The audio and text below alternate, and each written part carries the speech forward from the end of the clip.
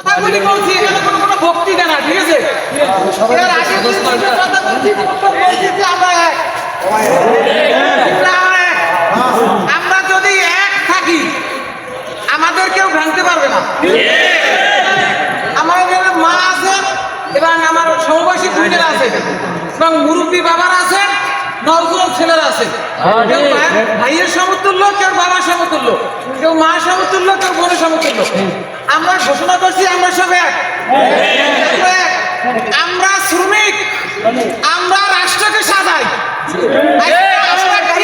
আমরা কি করেছি? এই মালিককে প্রথম দেখছি 3 তলা বিল্ডিং, কিন্তু সে আজকে পাহাড় পরিমাণ হয়েছে। কি পাইছি আজকে? এই সমস্ত মানুষ ভাই বোনরা ভিড়ছি, আমরা মাথা গোজার জন্য একটু জায়গা পাইনি, মাথা গোজার জন্য জায়গা পাই না। আমরা হোটেল এই সেরাটনও চাইছি নাই, আমরা পুরো ঘরে থাকার জন্য, বাস করার জন্য আমরা একটু জায়গা তাও আমরা পাই না। কিন্তু বিগত আমাদের শ্রমিকদেরকে রক্ত শুষে শুষে তারা খাইয়ে পাহাড় পরিমাণ হয়েছে। সাল্লাল্লাহু আলাইহি সাল্লাম বলছেন যে শ্রমিকদের গাম শুকানোর আগে তার ন্যায্য পাওনা অধিকার দাও, ন্যায্য অধিকার পাওনা দাও। এদের স্বাধীন হয়েছে 53 বছর, আমরা কোনো অধিকার পাই না। যার দেশে সরকার আছে তার পেট পূজারি করছে, পূজারি করে না। শ্রমিকদের কাছে সোচতে সোচতে শ্রমিকদেরকে সব শেষ করে দিচ্ছে। আমরা এতটুকু আগে শুনছি 2 ঘন্টা আগে চেয়ারম্যান সাহেব আসে, কিন্তু চেয়ারম্যান সাহেব এই বিবেক, তারা বলছে এই একটা দিন ধরে রাখো, ধরে রাখো। ধরতে ধরতে আমরা 8 বছর থেকে ধরে রাখছি, কিন্তু আমরা ফলাফল পাইছি। আজকে মুরব্বী বাবারা, আজকে বৃদ্ধ মায়েরা, আজকে আমরা বৃষ্টিতে ভিজছি, আমার সমস্ত শরীর এখন গরম হয়ে গেছে এই বৃষ্টির তাপে, কিন্তু আমরা ফলাফল কি পাই? আমরা ফলাফল কি?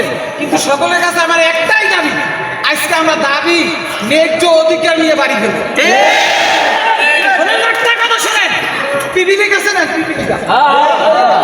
যখন ঝড়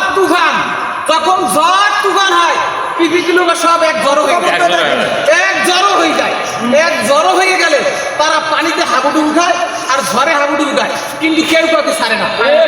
সবাই এক ঢেউতে আরেক ঢেউতে যায়, আবার তারা নিঃশ্বাস আবার বেঁচে থাকে।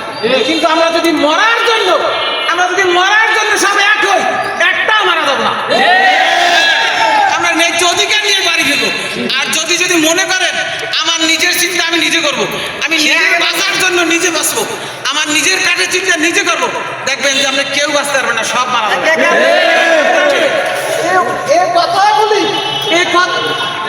এই কথাগুলি মুরব্বীদের, ওলামায়ে কেরামদের, যদি আমরা মরার জন্য ঐক্য হই কেউ মরবো না, আর যদি বাঁচার জন্য বিচ্ছিন্ন হয়ে যায় সব মারা যাবে।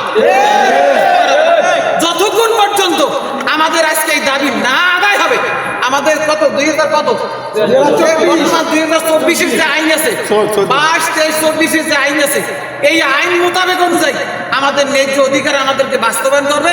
আমরা প্রশাসনের কাছে, বাংলাদেশ সেনাবাহিনী, এসপি স্যার, ওসি স্যার আছে, ওনাদের কাছে হস্তান্তর করছি। ওরা আমাদের একটা ভালো ফলাফল আনি দেবে। আমরা সহিংসতা করবো না, হানাহানি করবো না। আমরা প্রশাসনের কাছে মানে শ্রদ্ধা জানাই, ওরা আমাদের কাছে কিছু করবে ইনশাআল্লাহ। আমি একটা কথাই বারবারই বলছি, আমরা এক, কেউ বাসা যাবেন না।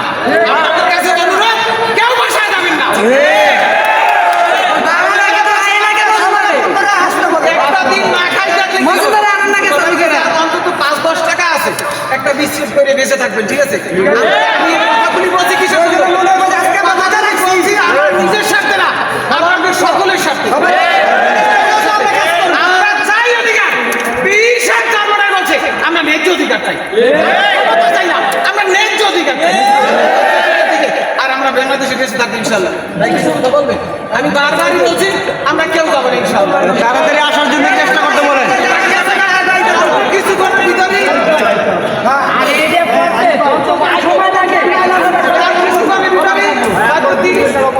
কোথায় আছে কি রওনা দিছে নাকি? আনসারের দেওয়া বাদ দিছে 1 ঘন্টা 15টা।